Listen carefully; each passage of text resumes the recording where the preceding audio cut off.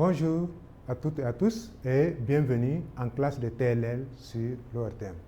Nous sommes toujours dans notre cours de linguistique consacré à la phonologie et c'est un cours qui comprend 2 séances. Il est préparé et présenté par Fassiri Mandabo, professeur principal de lettres. Nous sommes ici dans la deuxième séance intitulée Position et combinaison dans la chaîne parlée. Alors, ici, nous visons comme objectif à expliquer la notion de position, paire minimale et variante. Et en congruence avec ces objectifs, voici le plan du cours. Alors, 1. Notion de position. 2. Notion de paire minimale. Et 3. Notion de variante. Donc, voilà le plan du cours. Mais avant d'entrer dans cette séance, alors, je vais vous poser toujours 2 questions. Alors, première question, à quoi consiste la commutation? À quoi consiste la commutation? Deuxième question, dans quel ordre apparaissent les constituants de la phrase simple de type déclaratif? Dans quel ordre apparaissent les éléments de la phrase simple de type déclaratif? Et en réponse à la première question, alors, la commutation consiste à remplacer un son par un autre dans le même environnement, c'est-à-dire le même contexte. Et comme réponse à la deuxième question, alors l'ordre normal des constituants de la phrase simple de type déclaratif est sujet, verbe, complément. Là, c'est vraiment une réponse d'ordre général, mais sinon, les éléments, les constituants peuvent varier. Alors, par exemple, à la place de complément, nous pouvons avoir adjectif. Alors, c'est pour dire que ici, c'est vraiment une réponse d'ordre général. En tout cas, surtout ce qu'il faut retenir ici, c'est que dans un énoncé, les éléments viennent dans un ordre et ils ne peuvent pas venir dans n'importe quel ordre. On ne peut pas les mettre dans n'importe quel ordre. Et c'est cette question d'ordre des éléments dans l'énoncé qui nous intéresse. Et c'est ce que nous allons essayer d'approfondir au cours de cette séance. Voilà. Et commençons avec cette question de position. Alors, si nous prenons le morphème route, en français, le morphème route est constitué d'unités. Alors, en première position, nous avons ré, suivi de ou et suivi de t. Mais nous pouvons recomposer ces unités pour former une autre unité. Donc, trou. Et si nous voyons que dans cette autre unité, dans cet autre morphème, T est suivi de Ré est suivi de OU. Donc, ces 2 unités sont validées par la langue française. Et nous pouvons toujours continuer à recomposer, c'est-à-dire à réorganiser les constituants, c'est-à-dire les unités que nous avons jusque-là. Alors, et pour obtenir cette fois OURT. Alors, OURT, nous avons OU en première position, suivi de Ré et suivi de T. Mais nous pouvons aisément remarquer que dans ce dernier cas, alors, cette séquence n'est pas validée par la langue française. C'est-à-dire l'ordre dans lequel les éléments sont positionnés, donc, n'est pas validé par la langue française. Et on dira qu'en français, cette séquence est incorrecte. Donc, cette séquence en français est incorrecte. Alors, en résumé, nous allons retenir que la position est la place susceptible d'être occupée par un élément dans la chaîne parlée. Alors, cette position peut dépendre de son environnement, c'est-à-dire de l'unité qui la précède et de celle qui la suit. Donc, voyons maintenant la notion de paire minimale. Et pour cela, nous allons partir de paires de couples de mots. Alors, voyons le premier couple. Donc, nous avons par et bar. Alors, par est différent de bar parce que P est différent de B. Alors, deuxième couple, cassé et caché. Alors, ces deux mots sont différents parce que C est différent de chez. Et le troisième couple, mess et met. Alors, ces deux mots également, donc, qui forment le couple, sont différents parce que C est différent de T. Alors, qu'est-ce qu'on remarque? Que dans chaque couple, alors, les mots qui forment le couple sont différents parce que, voilà, il y a, la différence se situe au niveau d'un phonème. Donc, un phonème diffère d'un autre. Voilà. Alors, et on voit que la différence est à la même position dans tous les couples que nous avons ici. Alors, dans le premier couple, nous voyons que la différence se situe en position initiale, c'est-à-dire en première position. Et dans le deuxième couple, nous voyons que la différence se situe en position médiane, c'est-à-dire à l'intérieur du mot. Et dans le dernier couple, nous voyons que la différence se situe en position finale, c'est-à-dire à la fin du mot. Et on retiendra que chaque couple constitue une paire minimale. Donc, chaque couple constitue une paire minimale. Alors, dans une paire minimale, la différence peut se situer au niveau initial, médian ou final. Dans tous les cas, il faut que dans les deux mots qui forment le couple, la différence se situe à la même position. C'est-à-dire, si nous prenons le cas du dernier couple, mess et met. Alors, dans les premiers mots qui forment le couple, nous ne pouvons pas avoir la différence en position initiale et avoir dans les deuxièmes mots la différence en position finale. Donc, il faut que dans les deux mots qui forment le couple, la différence se situe au même endroit, c'est-à-dire soit au début dans les deux cas, soit à l'intérieur du mot dans les deux cas, ou bien à la fin du mot dans les deux cas.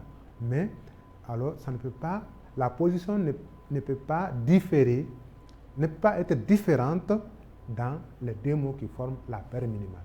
Alors, en résumé, nous allons dire ici qu'on appelle paire minimale deux mots de sens différents, donc deux mots de sens différents qui ne se distinguent l'un de l'autre que par un seul phonème. Donc, voilà comment on appelle ce que nous pouvons retenir concernant la notion de paire minimale. Alors, nous allons dégager une remarque. Et pour cela, nous allons partir d'un exemple sur le mot fou. Alors, si dans fou, on remplace fait par mais, alors nous allons obtenir mou. Et fou et mou constituent une paire minimale parce que les deux mots ne diffèrent que par un seul phonème, c'est-à-dire que c'est le fait que fait est différent de mais qui constitue alors la différence. Et dans ces deux mots, alors la différence se situe au même endroit, c'est-à-dire en position initiale, au début du mot. Donc, en résumé, on retiendra ici, donc la remarque ici est que donc, nous venons de faire une opération qu'on appelle la commutation. Donc, la commutation peut permettre d'obtenir une paire minimale. Donc, voilà, c'est la remarque qu'on fait ici en passant. Alors, nous continuons notre séance avec la notion de variantes. Alors, les variantes correspondent à la somme des environnements possibles d'un élément dans la chaîne parlée. Et nous avons trois types de variantes, ou encore appelées distributions. Alors, prenons exemple sur Koudou et Koutou. Alors, kudu et kutu constituent deux morphèmes. Et kudu est différent renvoie au même référent que kutu, bien que dans les deux mots, D soit différent de T. Alors, malgré cette différence, le fait que alors, kudu et kutu continuent à renvoyer au même référent, alors nous allons conclure ici que ces deux mots sont des variantes libres, ou on les appelle, on dit encore que ce sont des unités en distribution équivalente. Alors, continuons avec les exemples. Alors, cette fois, en morphologie, coq et poule. Alors, coq s'oppose à poule à travers le genre. Parce que coq, c'est le mâle d'un oiseau domestique dont la femelle s'appelle poule. Alors, coq s'oppose à poule par genre, à travers le genre. En phonologie, mouche est différent de louche parce que mais est différent de lait. Alors, nous voyons que dans ces unités, alors soit les unités s'opposent, comme dans le cas de coq et poule, ou bien les unités sont différentes, comme dans le cas de mouche et louche. Alors, en conclusion ici, on retiendra que ces unités, c'est-à-dire coq, poule, mouche et louche, sont des unités en distribution contrastive, c'est-à-dire les unités sont soit opposées ou bien différentes. Alors, autre exemple. Cette fois, en morphologie, nous voyons je et moi. Donc, des unités qui renvoient au même référent également. Donc, c'est-à-dire la première personne du singulier. Mais, nous voyons que je est une unité qui s'emploie en position sujet. C'est un pronom personnel sujet. Hein? Par contre, moi ne peut pas être employé en position sujet, mais plutôt il s'emploie en position complément. Alors, nous voyons que donc en ce moment c'est la même unité ici, mais qui s'emploie différemment selon le contexte. Donc, en position sujet, c'est je, et en position complément, c'est moi. Hein? Donc, on continue en phonologie. Donc, en prenant exemple sur O et O. Donc, ce sont également les mêmes phonèmes, mais qui se réalisent différemment selon le contexte. C'est-à-dire que O s'emploie dans les syllabes fermées, comme dans les mots pot, mot, faux. Quant à O, alors, il s'emploie dans les syllabes fermées, hein, comme dans les mots corps, port, sort. Voilà. Alors, donc, ici, dans le premier cas, les unités renvoient au même référent. Alors, en phonologie, donc, les unités, c'est-à-dire, c'est la même unité, mais qui se réalise différemment selon le contexte, tout comme dans le premier cas également. Alors, en résumé, on dira ici que les unités sont en distribution complémentaire. Elles sont encore appelées variantes combinatoires ou variantes contextuelles ou encore variantes positionnelles. Voilà. Donc, la position détermine la différence, c'est-à-dire la différence des réalisations. Alors, voilà,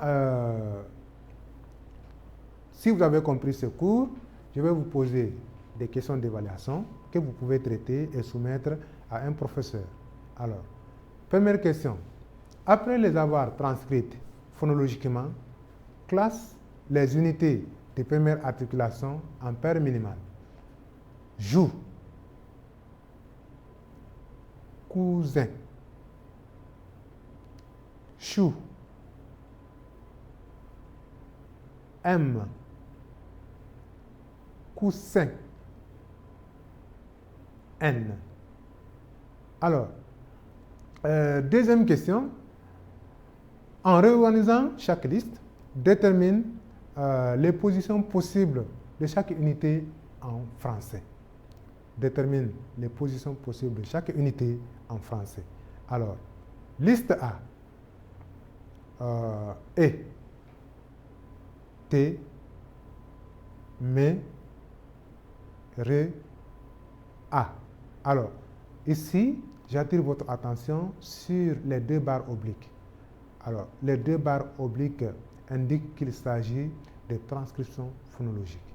Alors, puisqu'il s'agit de transcription phonologique, donc dans votre recombinaison, vous devez faire attention à cela. Voilà. Alors, liste B, chaud, A, il, Bamako, fait. Troisième question, détermine le type de variante dans chaque cas. Détermine le type de variante dans chaque cas. Alors, premier cas, il et ce. Il et ce. Deuxième cas, tilé et clé. En Bamanankan. Tilé et clé. Alors, troisième cas, blanc et noir. Blanc et noir. Tout est bien qui finit bien. Ainsi prend fin cette deuxième séance qui ferme le chapitre sur la phonologie. Alors, à la prochaine pour un autre cours de linguistique et merci pour votre aimable attention. D'ici là, prenez soin de vous. Au revoir.